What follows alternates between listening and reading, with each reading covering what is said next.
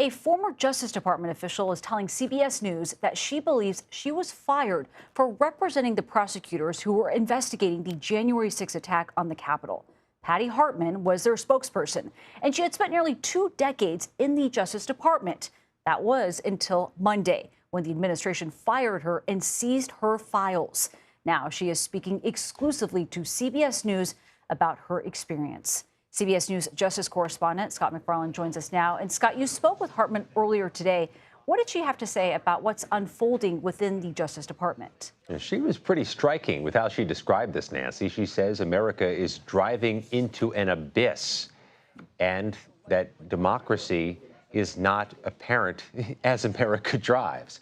Patty Hartman was not a prosecutor. She was not an FBI agent. She was the public affairs person. She sent out her boss's press releases and helped with the information for a website the government runs. But she's quite confident that she, along with 3 former January 6 prosecutors, were all fired as a form of retribution for having any touch point on those January 6 cases. Patty Hartman says this is part of a retribution wave that may not end with her. Take a listen. I do not serve a party. I do not serve an administration. There used to be a line, there used to be a very distinct separation between the White House and the Department of Justice because one should not interfere with the work of the other. You think that line's gone? That line is very definitely gone. Nearly a half year into this second Trump term, there is a purge going on inside the Department of Justice. There were firings right after the inauguration of people who touched January 6 cases. The FBI was ordered to compile a list of all 5,000 plus FBI employees who were part of the January 6 investigation. Now another wave of firings here in Washington, D.C. of January 6 prosecutors or officials in the U.S. Attorney's Office. This is raising questions about whether this is all a form of retribution and the erasing of January 6 from the history books. Nancy, no comment from the Department of Justice to this firing, but Patty Hartman is planning a legal challenge, saying she was fired without due process. Now, Scott, you are also following another fired DOJ employee. Now, he claims that a top official there, who is now up for a federal judge position, discussed defying court orders. So what did he have to say about that?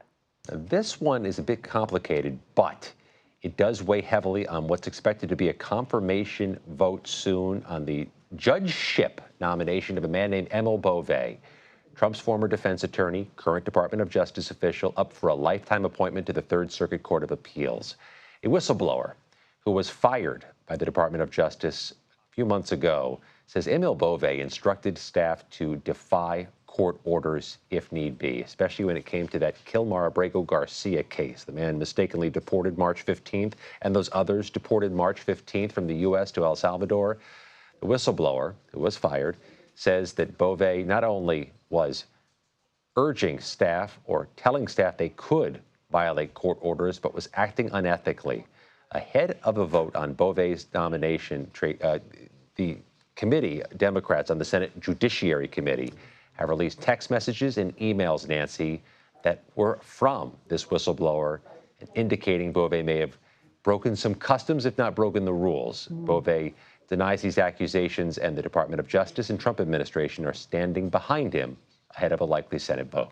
Finally, Scott, before we let you go, on Capitol Hill, Democrats are proposing new legislation that would create an inspector general specifically charged with investigating President Trump's office.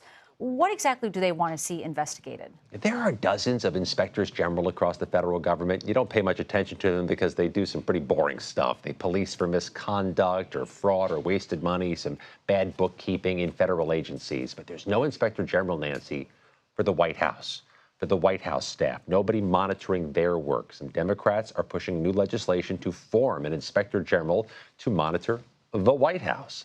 The White House staff. They're making arguments that they think the president is overreaching and should be monitored.